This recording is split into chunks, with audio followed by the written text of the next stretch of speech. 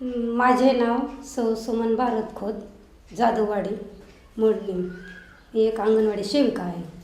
मग मी माझे सेविका म्हणून पद असल्यामुळं गावठाणमध्ये माझं इमारत बांधकाम पूर्ण झालेलं. ते दादांच्या वतीनं ते बांधकाम नव्हतं एवढे दिवस. मला 12 वर्ष बांधकाम नव्हतंच.